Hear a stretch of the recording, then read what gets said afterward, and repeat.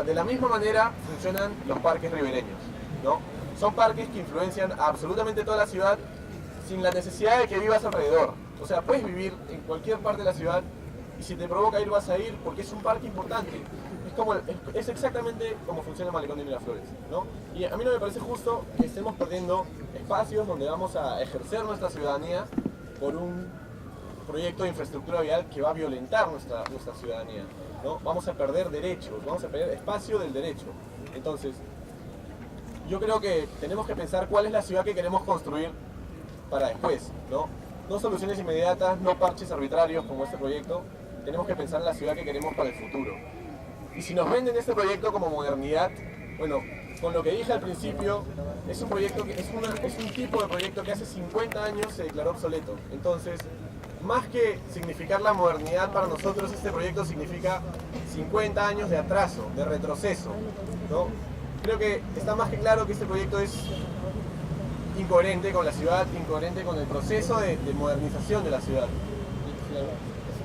Un poco ahondando más en lo que dijo Sebastián, el fin de semana logré ver una foto en un blog de arquitectura.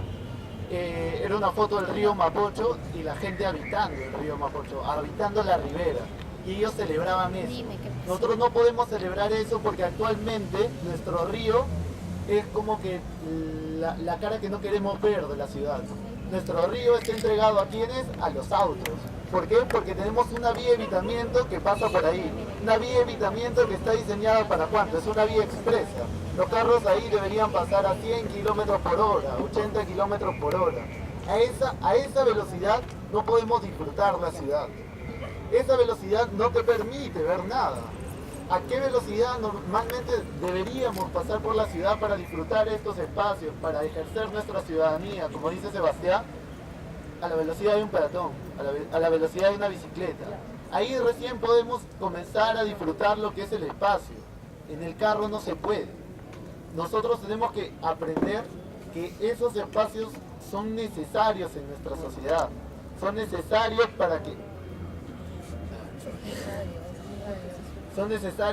para que como ciudadanos nos podamos seguir desenvolviéndonos. Hay que pensar más en lo que la persona necesita y no en lo que el carro necesita. Este bypass es algo que el vehículo motorizado supuestamente necesita. Como peatón, como ciclistas, no necesitamos esto. Yo quiero que levanten la mano cuántos de acá han venido hoy día a la Plaza Bélgica en su carro privado. No hay ni uno. O sea, y vamos a hacer este bypass. No sé, me parece genial, como dijo el otro compañero, la cantidad de bicicletas que vemos acá. O sea, ¿no sería más coherente y mucho más barato hacer un parking de bicicletas, completar la ciclovía? O sea, ¿por qué esta ciclovía no nos puede llevar a Rima? ¿Cuántas personas podrían venir de él en bicicleta? ¿Cuántos podrían bajar en bicicleta y ahorrarse todo el tráfico que se genera en Wilson, en Garcilaso, en Tacna? ¿Cuántos? El número de bicicletas acá, bueno, por lo menos hay más de 10. Y eso es muchísimo más al promedio de lo que se mueve en la ciudad en bicicleta. Solo 0.05% de la población se mueve en bicicleta. De los casi 20 millones de viajes en la ciudad que hay diarios, solo el 0.5% se desarrolla en bicicleta. Eso es poquitísimo. Y un dato más impresionante es que el 30% de las familias tiene en su hogar una bicicleta. Todos tenemos guardados, la mayoría en casa, la bicicleta. ¿Por qué no usarla? Porque no tenemos infraestructura, no tenemos espacio.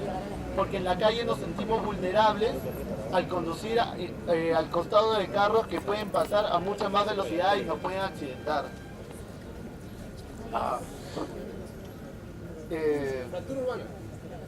Bueno.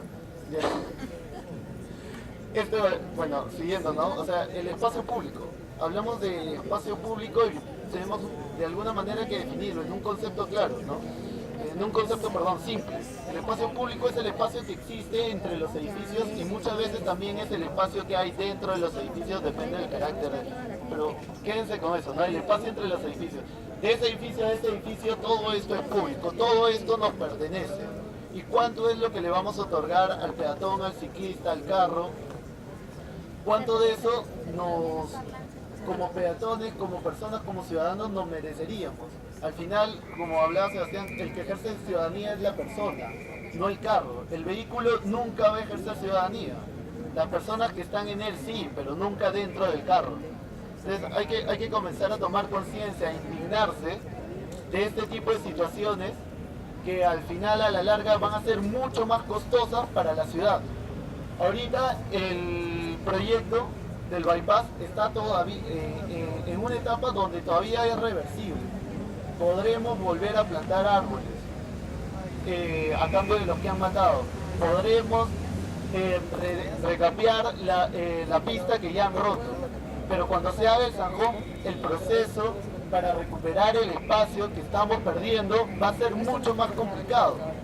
Este proyecto se tiene que parar ahora. No podemos seguir esperando que al alcalde se le antoje un día que amanezca de buen humor pararlo. Nosotros tenemos que en estos espacios ejercer nuestra ciudadanía y comenzar a protestar en contra de estos proyectos que arbitrariamente se están haciendo. No hay un plan que sustente este proyecto. Este proyecto ni siquiera estaba dentro de sus ofertas cuando se candidateó para la alcaldía. O sea, ¿alguien escuchó que él iba a hacer esto? Yo escuché el monorriel, que me parece también pésimo, pero no escuché eso. Escuché también que quería hacer metropolitanos por la Brasil, no me acuerdo por dónde más, pero no escuché este bypass. Este bypass no está respondiendo a nada, está respondiendo a un capricho.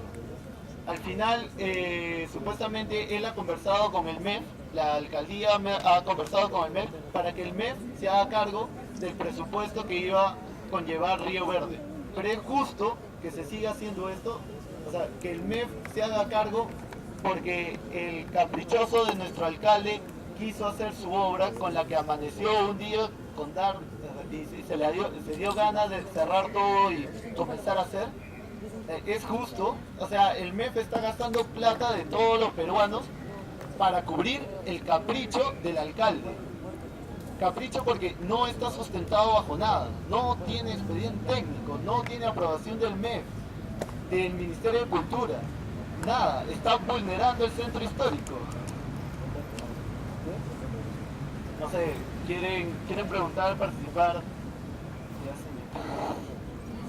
¿Alguien tiene una pregunta, o sea, en general sobre el bypass, sobre cualquier tipo de solución? O sea, por ejemplo, la pregunta recurrente es ¿cuál es la solución al tráfico de Lima en vez de estar ampliando las vías y seguir haciendo pasos a desnivel, ¿no?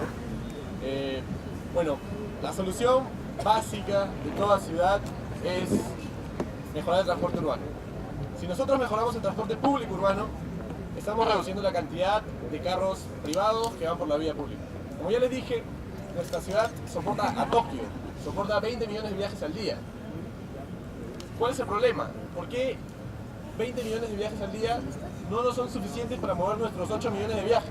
¿No? Entonces, yo creo que la pregunta está en cuál es el problema de que nuestras vías, a pesar de ser suficientes, no soportan nuestros viajes. Entonces, ya tenemos que dejar de ver el problema desde este cruce, desde el siguiente cruce. Tenemos que dejar de ver el problema en chiquito. Tenemos que ver el problema completo, desde el plano de la ciudad. Y el problema de la ciudad es un problema de sistema, el sistema de transporte público. Una pregunta para cualquiera, ¿no? Yo tengo mi carro. Yo me muevo en carro porque para mí es más rápido moverme en carro que ir en micro porque yo no paro a recoger gente. Entonces, si yo tengo mi carro y me muevo en carro de Miraflores al Rímac, por ejemplo, ¿no? Y me cuesta 15 soles el galón para ir y venir. Pero si tengo la opción de tomar un bus o tomar un tren o tomar un bus de carril exclusivo como el Metropolitano, en el que voy a pagar o un sol 20 o 2 soles 50 para ir del Miraflores al Rímac, obviamente yo, por lógica de mi bolsillo, ¿no? Más allá de cualquier otra lógica técnica, por lógica de mi bolsillo, voy a tomar el bus, me voy a subir, y si sé que voy a viajar cómodo, seguro, ¿no? Tranquilo y ordenadamente, obviamente voy a tomar el bus, ¿no? O sea, es cuestión de matemática simple. Del Rímac a Miraflores y de Miraflores al Rímac, un sol 20 por viaje, a 15 soles un galón de gasolina, ir en mi carro, renegar por el tránsito. O sea, yo creo que está más que claro que no es un problema de la vía, es un problema de que no estamos ordenados, no tenemos el sistema completo, ¿no? O sea, y generar una cultura de transporte público urbano. ¿Hablaste las lecturas? Ya, bueno, yo quiero también, además de hablar de esto del transporte público, quiero ya entrar en un tema un poquito más del lenguaje del arquitecto, ¿no? Es una palabra que nosotros usamos para definir estos proyectos como el bypass, y esa palabra es fractura urbana. La fractura urbana, o sea, fractura en realidad. La fractura urbana, porque este proyecto lo que hace es fracturar la ciudad, es lo que les dije, es un no lugar. Es un lugar donde nadie quiere estar. Alrededor de un bypass nunca hay gente transitando. Entonces, pensemos la ciudad desde más arriba, ¿no? Veamos cuántas fracturas urbanas tenemos, ¿no? ¿Quién me puede decir, habiendo definido lo que es una fractura urbana existente en la ciudad? Metropolitano en Barranco. ¿Perdón? El Metropolitano en Barranco. El Metropolitano en Barranco. El Metropolitano en general, ¿por dónde va en realidad? Por la vía Paseo de la República, ¿verdad? Por la vía expresa Paseo de la República. Esa es una vía en grande, una fractura enorme. Sabiendo cuál es el ejemplo de fractura, otra fractura por acá. Vía expresa Grau, ¿no? La vía expresa Grau es otra fractura grande. Recordando lo que dijo Paul, que en nuestro río pasa una vía rápida, la vía de evitamiento, nuestro río, ergo es una fractura, ¿no? Entonces tenemos al fondo una fractura enorme que es nuestro río, viniendo en este sentido la fractura de Paseo de la República y en el otro sentido vía expresa Grau. Y creo en Alfonso Ugarte tenemos una seguidilla de pequeñas fracturas que son estos bypasses por donde van los carros, el Metropolitano, y en Tingo María tenemos otra fractura enorme. Entonces se dan cuenta que en menos de 2 distritos, 3 distritos, tenemos un montón de fracturas, ¿no? Entonces, ¿qué pasa cuando la ciudad se va fracturando, se va fisurando, se va partiendo en pedazos, ¿no? Se van quedando sectores en los que no cruza gente, ¿no? Por ejemplo, ¿quién normalmente cruza el río Rímac por puentes peatonales o está caminando por el centro histórico y dice voy a cruzar al Rímac a ver la Alameda de los Descalzos? Nadie cruza, pues, nadie cruza, ¿no? Porque es una fractura, eso es lo que hace una fractura, dividir un sector de la ciudad. Nos evita poder transitar de un lado a otro tranquilamente. Entonces, si ya sabemos que tenemos un montón de fracturas importantes que en realidad ya son necesarias, ¿no? La vía expresa Paseo de la República es necesaria, ¿no? Y creo que no nos imaginamos Lima sin esa vía. Entonces, ya sabemos que le hacen un daño terrible a la ciudad, ya sabemos que no podemos ejercer nuestra ciudadanía cerca de esa fractura. Vamos a permitirnos en este radio pequeño de 2 o 3 distritos una fractura más que en realidad sabemos, por ende, que no soluciona el problema del tránsito. Porque ya quedó claro que el problema del tránsito no es infraestructura. Entonces, lo lógico, en vez de crear fracturas, es suturar fracturas, ¿no? Y tenemos la oportunidad con un proyecto de 25 hectáreas de parque que puede suturar una fractura importantísima de Lima, que es el río, ¿no? Además de proponer un proyecto vial que sería la línea amarilla o vía Parque Rímac, como lo quieran llamar, estamos suturando la herida de Lima, que es el río Rímac, con un parque, prácticamente un parque de impacto metropolitano, ¿no? Que le sirve a absolutamente toda la ciudad, ¿no? Como ya vimos, el malecón de Miraflores le sirve a todo el mundo, ese parque nos serviría a todo el mundo, ¿no? Quiero dar un ejemplo del reemplazo de la prioridad del carro ante el peatón en el mundo, ¿no? En Corea hay un proyecto en una localidad que se llama Cheongyecheon, en el que se reemplazó un proyecto vial, una autopista, o sea, había un río olvidado, ¿no? Como acá, y se reemplazó el río por una autopista de alto tránsito, ¿no? Se canalizó el río y se puso la autopista por encima. En el momento que esa autopista se saturó, el alcalde decidió recuperar el río, a pesar de que ya no existía porque estaba canalizado y estaba totalmente perdido. Él sabía la potencialidad que tenía de tener un río cruzando la ciudad y la posibilidad de hacer un parque de influencia metropolitana para todo el mundo, como acá, para recuperar el río. Se tumbó la autopista, la zona se recuperó con ese proyecto del río de Cheongyecheon y se generó un parque de influencia como el parque que se generaría acá. ¿Qué pasó? Ese alcalde terminó su gestión, se lanzó a la presidencia y por la tremenda influencia que tuvo ese proyecto, fue presidente.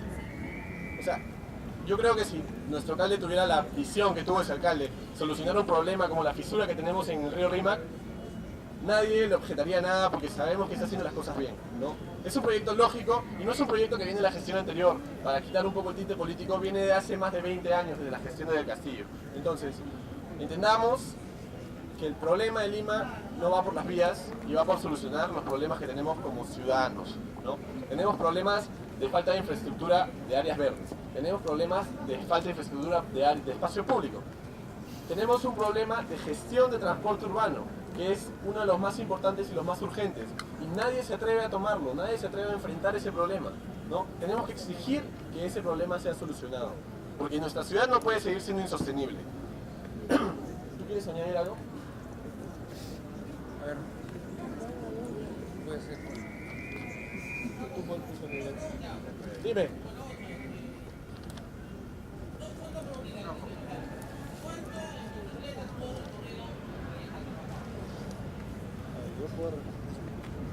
Él es el experto de la bicicleta. A ver, yo vivo en San Borja. Lo máximo en un día que he recorrido en bicicleta son 70 kilómetros para ir entre estudiar y trabajar. Medio de mi casa en San Borja al UPC en Monterrey. De ahí he bajado a la oficina donde trabajaba en Miraflores. En Miraflores he vuelto a bajar a mi casa y de ahí he vuelto a subir al UPC porque tenía que ir a estudiar nuevamente. 70 kilómetros. Es algo que al final va, me trae beneficios en salud, en economía, en tiempo y también permite que esté viviendo en una ciudad más saludable, ¿no? En contribuir en hacer una ciudad más saludable.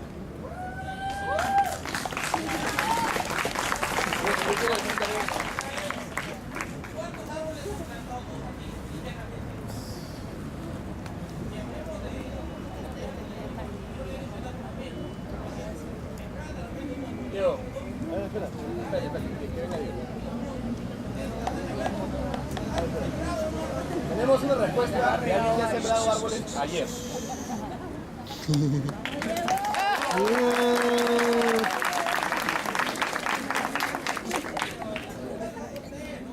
No, pero estamos hablando de la ciudad, de todos los ciudadanos. O sea, me estás tapando.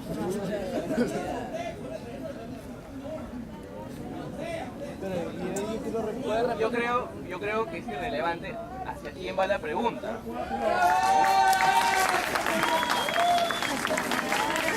Con un grupo de compañeros de los que hemos estado acá protestando y reclamando por este atropello que es el bypass, nos hemos reunido con la comunidad Shipibo, con Iba de Cantagallo, por el día de que mañana es el Día de la Tierra, 22 de abril, y hemos hecho la plantación de 15 árboles en la comunidad de Cantagallo en la mañana, 10 molles y 5 tecomas. Ojalá se responda tu pregunta.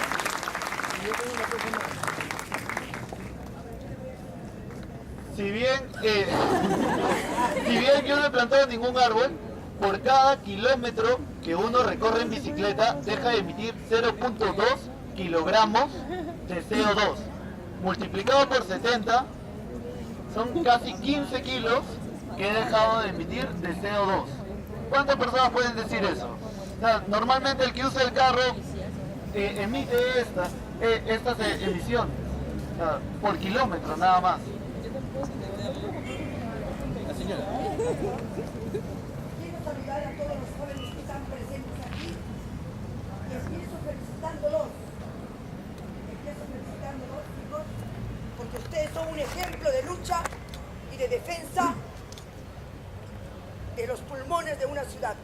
Yo vengo del Valle de Tambo, de Cocachacra, donde el día de hoy estamos con una férrea defensa a la defensa del agro, la defensa del agua, la defensa del ambiente. Y quiero preguntarle a este señor que no lo hace en forma constructiva su pregunta, y eso me molesta, porque cuando usted venga, estos pueden ser sus hijos. Usted, al contrario, felicítelos y pregúnteles en forma constructiva, como yo le diría a usted. Usted debe pasar los 40 años, parece. Yo le pregunto a usted, le hago la réplica a usted. ¿Cuántos árboles ha sembrado usted para cuidar la vida de sus hijos?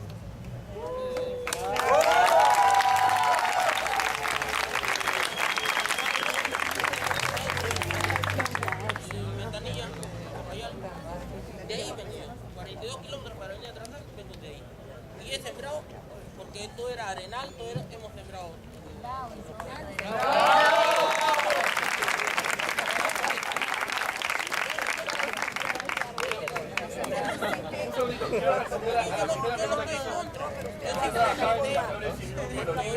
ver. Por eso yo le defiendo y defendiendo 12 kilómetros. esto que me parece que es. Y vuelta al día de la comunidad.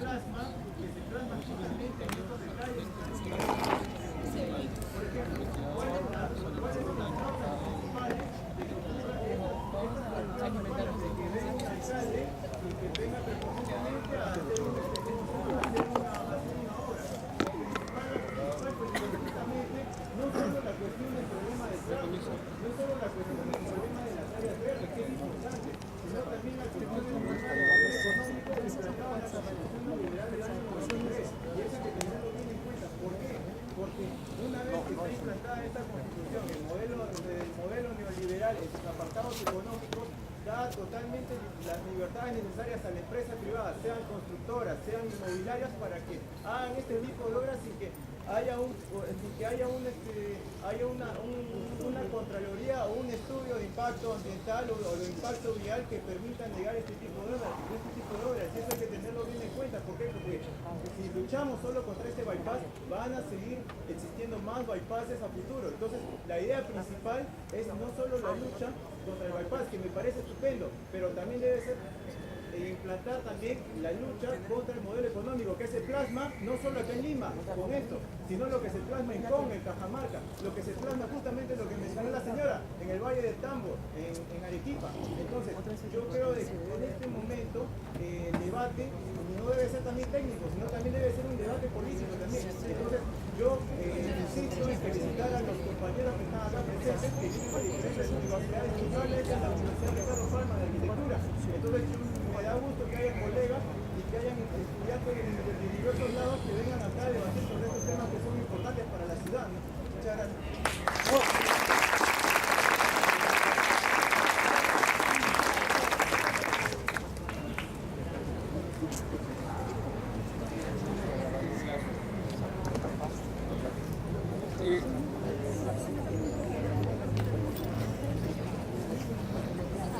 ¿Alguien tiene una laptop?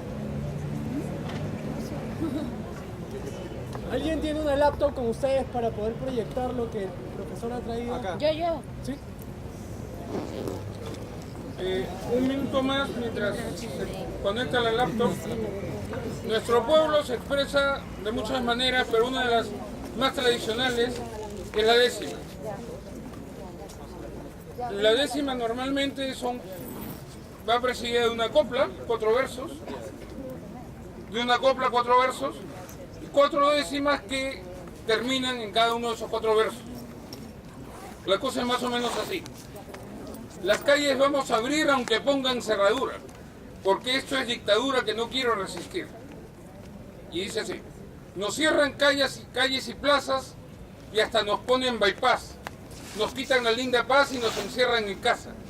El alcalde a todos cansa con su gusto por mentir y hasta nos quiere herir nuestro mejor sentimiento, pero lo digo y no miento, las calles vamos a abrir.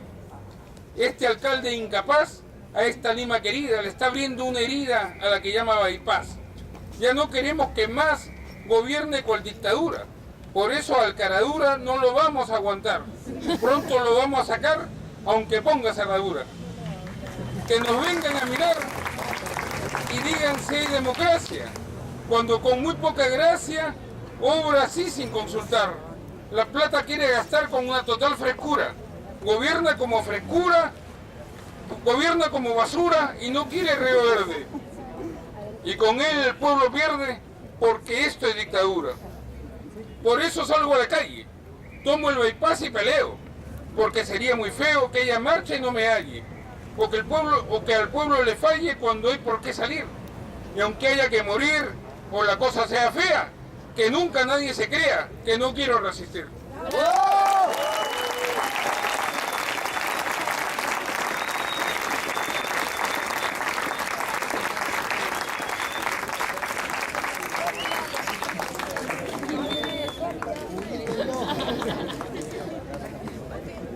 Claro, pero hay otra cosa que es cuando, claro, pero articulan la palabra.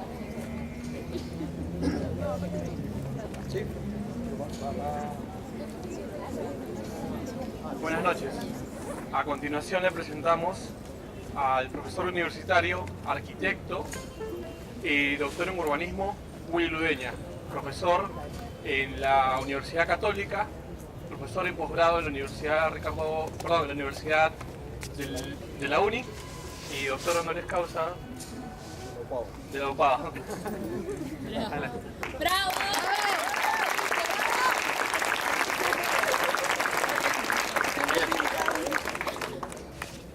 No sé cómo manejar esto, pero para mí es un honor, tal vez inmerecido, haber sido invitado a compartir con ustedes algunas ideas sobre Lima, pero lo hacía un poco con, no sé si lo pongo. El micro un poco más cerca de la boca, nada más. A ver. Entonces, bien, yo quería recordar un poco al preparar el material, porque Juan Carlos me comunicó ayer en la mañana para una charla como esta y de pronto uno entra en una adrenalina sin límites, y lo que recordé básicamente no solo es el espíritu de ustedes, que para nosotros es una lección extraordinaria de cómo seguir siendo una persona crítica, absolutamente impaciente y siempre atento contra cualquier forma de atropello y irracionalidad, porque lo que estamos viviendo es una especie de fascismo cultural y político en un sentido. Digo esto porque en realidad yo estaba todo el año pasado impregnado de un espíritu que a mí me parece absolutamente fascinante. En agosto estuve en la movida vinculada a la Tempelhof-Feld, que es el viejo aeropuerto de Berlín, este aeropuerto mítico de las películas alemanas de los años 40, 50 o 20, porque es un monumento además histórico, pero el aeropuerto, que son casi como 300 hectáreas, quedó absolutamente inutilizado. Y cuando el gobierno de Berlín decide que ese aeropuerto no va a ser más aeropuerto, los pulpos inmobiliarios salieron de sus covachas e inmediatamente empezaron a seducir a las autoridades y a los políticos para construir hoteles, casas de lujo, hacer un enorme parque privado, y parece que esa era la posición oficial de la alcaldía. Cuando de pronto un grupo de jóvenes que vivía al costado del aeropuerto, un poco como ustedes, se juntó en un Kneipe o en un bar tipo Queirolo de la esquina, y de pronto eran 4 o 5, porque conozco en detalle la historia, y dijeron: esto no va, esto no es posible. Queremos que ese aeropuerto se convierta en un nuevo parque, sin ninguna construcción que no tenga un carácter social.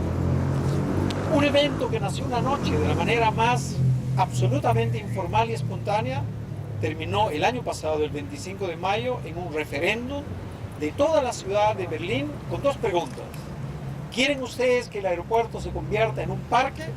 ¿O quieren que en el aeropuerto se construyan hoteles, un conjunto habitacional, condominios? Y esos jóvenes, ninguneados por la autoridad, inicialmente desconocidos, pero después, francamente, en una movilización increíble, ganaron el referéndum por 45% y la posición oficial 32%. El resultado, ese enorme aeropuerto no puede tocarse ni 1 metro cuadrado si no es para un parque. Y fue un movimiento de jóvenes, absolutamente jóvenes, ni siquiera los partidos políticos. Ha sido una lección extraordinaria de que yo tengo la impresión que unidos con un sentimiento como el que tienen, sí se puede lograr cosas. Y Lima puede dejar de ser ese infierno permanente en el que vivimos y convertirse por lo menos en un pequeño espacio, una pequeña parcela de una utopía que hay que construir para todos. Y eso me parece absolutamente importante. Tal vez ni siquiera para mí, ni para ustedes, tal vez para vuestros hermanos menores o los hijos que tendrán, porque las ciudades cambian en generaciones, no cambian de un día para otro, de un año para otro. Y eso es un poco el sentido. Así que lo que podamos ver aquí, no sé si se pueda, pasamos. No va a poderse ver bien, pero está bien, sigamos, si me ayudan con... Escúcheme, hey, te respeto, maestro. Yo lucho hace años por estudiantes, profesores en huelga. Yo soy payasito, también he estudiado, me pegaban todo, salí en la escuela, pero usted lo que está hablando es cierto. Ahorita la vida, Gracias. no hay nadie que viva la vida. Bien. Solamente mira cuánta gente pobre, cuánta gente pobre que se muere, mira, hay hambre. Y aparte cuántos estudiantes lo pegan. No hay nada, lo que vale es tu corazón. La vida, no hay presidente que valga. Solamente nosotros tenemos que luchar. Gracias. Si no trabajo, arriba los estudiantes. Creo que no hay que olvidar nunca. Tenemos Lima, 9 millones de habitantes, 1.900 kilómetros cuadrados de extensión. Tenemos 14.1% de pobreza en Lima y tenemos 2.3 metros cuadrados de área verde por habitante. ¿Sí? ¿Pasamos?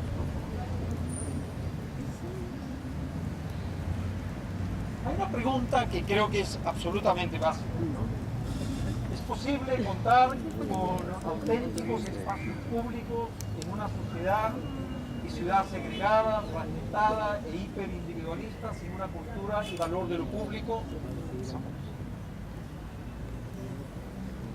Desde luego que no es posible. O sea, no es posible tener un espacio público si está desprovisto de un valor de lo público. ¿No es verdad? Sigamos. Y otra pregunta que creo que es fundamental: sin un valor desarrollado de lo público no existen espacios públicos.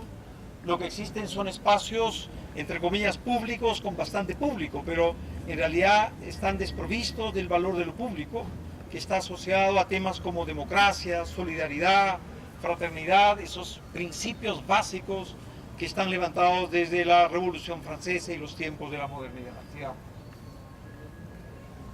Desde luego que no es posible, eso no es posible, no va a suceder por más que tratemos, digamos, de renovar, entre comillas, la ciudad como pretende hacer la actual administración. Sigamos. Esto creo que lo vamos a... Lástima que no se vea bien. Voy a contarles algo de este infierno, y en realidad yo tengo una tesis un poco provocadora tal vez.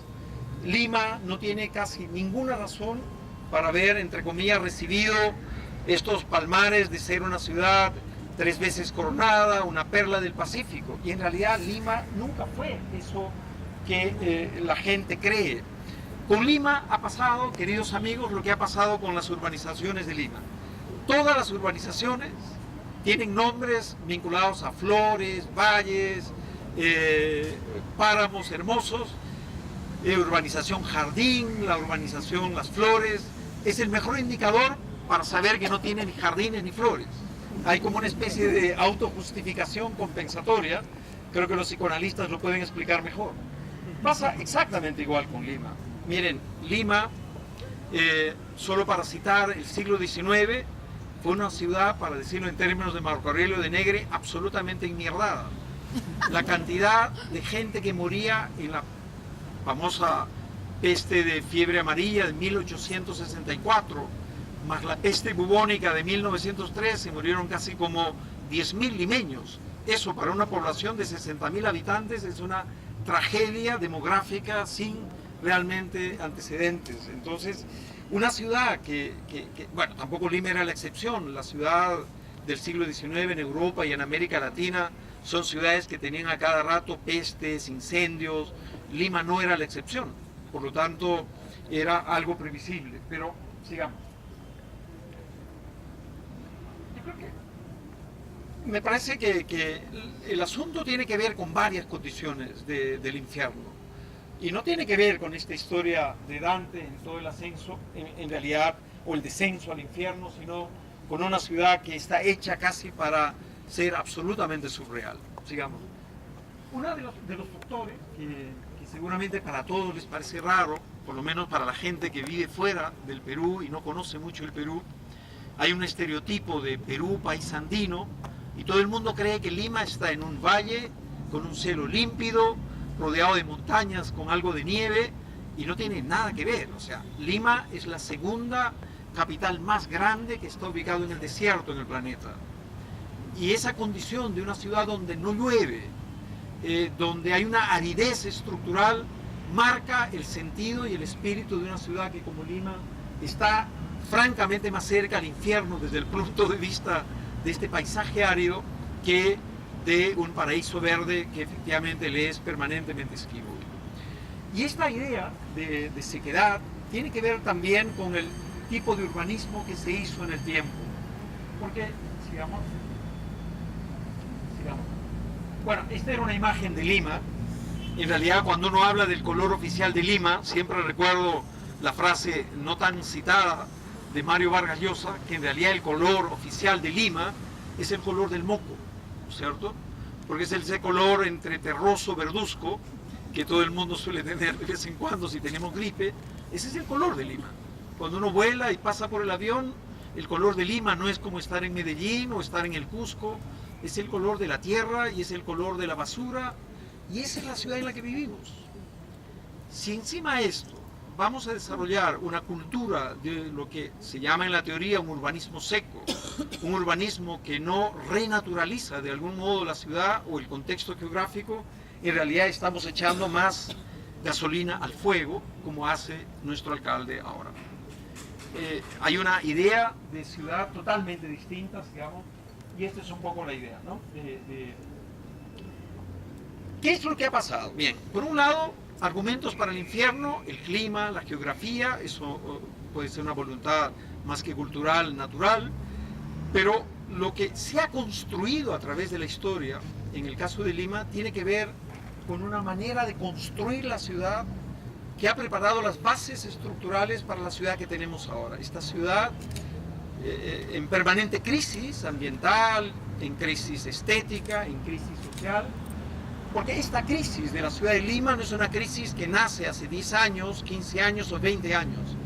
Es una crisis que está en la propia raíz de la ciudad, en su origen, desde que no solo hablamos de la Lima prehispánica, sino la Lima hispánica sobre todo, porque el advenimiento de una visión distinta de ciudad para un territorio que no era efectivamente el que había sido manejado por la cultura nativa, marca una ruptura drástica entre el mundo del artificio y el mundo de lo natural.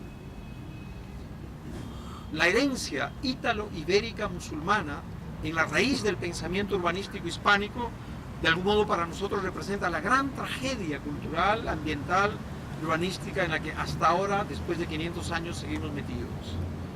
Tanto es así que hay mucha gente que cree que efectivamente el arte es mucho mejor en términos urbanos si está desprovisto de árboles. Cuando ese arquitecto le dice, oye, sácame ese árbol de la fachada porque afea mi fachada, es que ahí lo que está haciendo es precisamente reflejar esa especie de prestigio de lo seco, lo árido, lo vacío, lo artificial sobre el mundo de lo natural. Esa convivencia entre la naturalidad o lo natural y lo artificial queda absolutamente pervertido en este momento, digamos, en que nace la ciudad. Bien.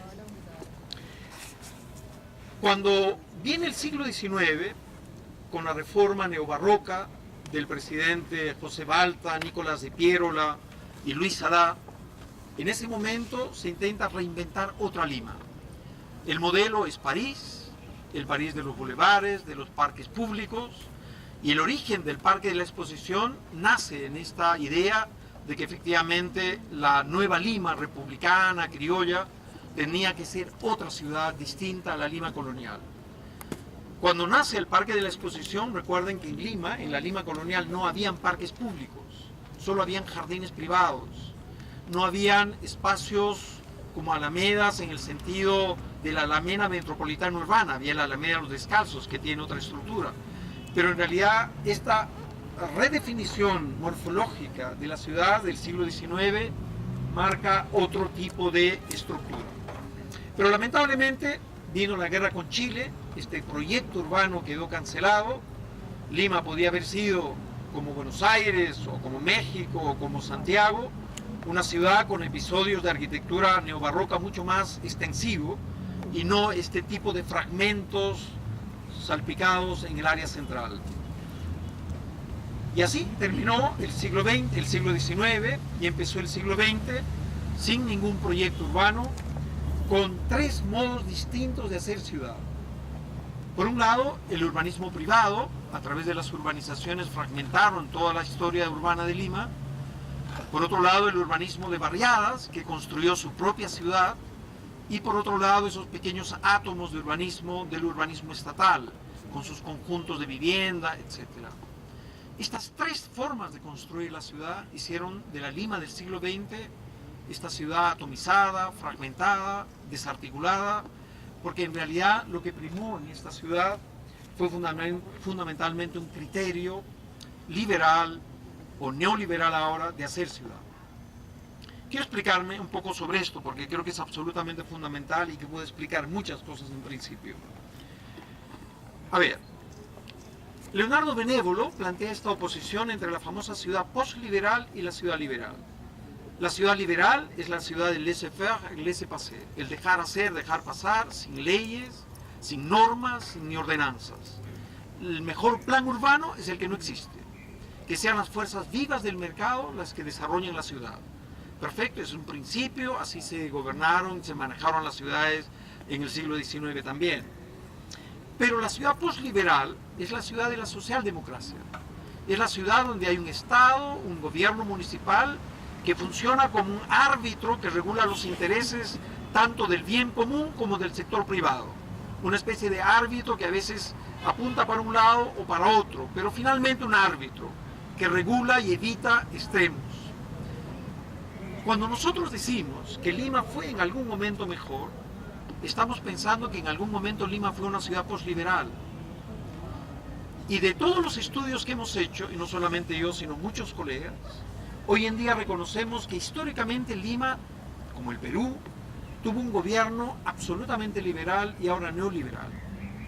Salvo, aunque resulte paradójico, el gobierno de la República Aristocrática con el alcalde Federico Helguera, 1901-1908. El gobierno municipal del gobierno socialdemócrata de Bustamante y Rivero. Y por otro lado, de algún modo lo que pasó con el gobierno militar y algo de repente con Barrantes, el 90% de la historia de Lima estuvo gobernada por una lógica liberal y neoliberal de hacer ciudad. No hubieron planes que se aplicaron, no hubieron normas que se respetaron, reglamentos que se hacían entre los empresarios, el municipio y una serie de historias que seguramente ustedes no conocen, como por ejemplo el origen del distrito de La Victoria. La Victoria empezó formalmente en 1904, pero recién tuvo agua y desagüe en 1925. Y la gente vivía en Lima en esas condiciones. Y por eso Lima siempre fue un infierno, en realidad. Una mirada un poco detrás de bambalinas, lo que pasa es una historia con demasiadas historias negras y crueles, además, y tristes para la gente que vivió en esta ciudad. Y lo curioso, fíjense ustedes, queridos amigos, en 1906, el censo del municipio, dirigido por un médico, el doctor Rómulo Izaguirre, diagnosticó que el 70%, exactamente 68% de la población de Lima vivía en pésimas condiciones, en condiciones absolutamente infrahumanas, el 65%. Si nosotros vemos que ahora en Lima el 60% de la población vive en una ciudad precaria, informal, autoconstruida, sin muchos servicios, uno se pregunta, ¿han pasado 100 años? Algo así como para desarrollar, para no desarrollarnos. Seguimos exactamente igual como hace 100 años, exactamente igual. Entonces uno se pregunta, ¿qué puede haber pasado en una ciudad, en un país que en 100 años, independientemente que Lima ha crecido, tiene 9 millones o lo que fuere, las bases estructurales de la injusticia, de las malas condiciones de vida, de una ciudad permanentemente en crisis, siga siendo exactamente igual como hace 100 años? Y en realidad tiene que ver con este modo de gobernanza neoliberal que no permite constituir una gobernanza con una autoridad ética, moral, política, institucional, que permita ser ese árbitro entre los intereses privados y colectivos. Y aquí la historia de Lima ha sido una historia básicamente trabajada por aquellos que, para decir en términos de Carlos Malpica, en su famoso libro Dueños del Perú, la pregunta es ¿quiénes son los dueños de Lima? Desde luego, los dueños de las tierras urbanas y también aquellos dueños de las urbanizadores que construyeron la ciudad que quisieron. Esta ciudad que vemos aquí es la ciudad que ellos construyeron, no construyeron los campesinos, ni los de las barriadas de Lima, ni nadie. Son esas empresas las que decidieron hacer de Lima la ciudad que es. Entonces, hay una responsabilidad histórica. Aquí no es que no hay responsables y todos somos responsables. En un sentido abstracto todos somos responsables, pero en un sentido concreto hay nombre y apellidos de quienes violentaron la ciudad, quienes irrumpieron espacios públicos, quienes trazaron avenidas por donde no debían ir, quienes desarrollaron un transporte como el que tenemos, y eso está perfectamente claro. Una especie de guía telefónica de la ignominia urbana de la ciudad está perfectamente escrito. Y eso es algo que efectivamente hay que ver. Bien, sigamos. Yo creo que no vamos a poder ver bien. Sigamos. Y esto era un poco lo que yo quería. Este es un mapito un poco complicado. Lo que está en mancha roja para abajo es esa historia de 150 años de aquellos episodios donde no había ni leyes, ni normas, ni planes en la ciudad de Lima. Y la gente podía hacer lo que quería, ¿no? Entonces, por eso mis colegas siempre me dicen, Willy, eres un exagerado cuando dices que Lima es una mega barriada, con pequeñas porciones de ciudad consolidada. Es que lo es en el fondo, porque están los datos allí, y en realidad funcionó así. Como la historia de los balnearios del sur. La historia de los balnearios del sur es una historia de invasiones, pero de invasiones de aquel sector de la sociedad que tiene más recursos. La barriada pobre es una barriada que empieza con 4 o 5 personas que llevan una bandera peruana, ponen ahí su estera y de pronto, si tienen suerte, tienen el terreno de por vida. Las playas del sur, que eran terreno público, empezaron así en los años 70 o 80, con un Jeep 4x4, ¿no es verdad? Un campamento de fin de semana, el hijo del ministro que también estaba en el grupo, y de pronto con un título de propiedad, no sabemos cómo salió, y ese es el nacimiento de todos los balnearios, desde Asia hacia abajo, y son en el fondo formas absolutamente modernas de barriadas de ricos. Esa es la ciudad que hemos hecho en Lima. Nadie puede entender fuera del Perú cómo en menos de 10 años puede haberse hecho 100 kilómetros de una ciudad, que es una lonja como toda la lonja sur de Lima, sin ningún plan, condominizado. Eso solo pasa en ciudades salvajes. Porque uno puede entender que lo más sensato es tener un tren de cercanías que articula todos 100 kilómetros hacia Ica, tener balnearios de vivienda colectiva como Ancón, porque Ancón frente a Asia evidentemente es ciudad frente a algo que ni siquiera lo es, y tener en cada balneario centros culturales, es decir, tener ciudad. O sea, nadie entiende cómo pudo haberse hecho eso. Por eso que todo el fenómeno de los balnearios son la otra cara opuesta de las barriadas de Lima, que son el sello del siglo XX limeño, y por lo tanto ambas conviven y coexisten como extremos que se juntan y hacen de Lima el infierno en el que estamos. O sea, eso no puede haber pasado sino en una ciudad como esta. Sigamos. Bueno, miren, sigamos nomás, creo que no vamos a poder ver bien. Algunos elementos que caracterizan la situación de hoy en Lima. Podemos ver atrás. Había una explicación. Ahí está en el video.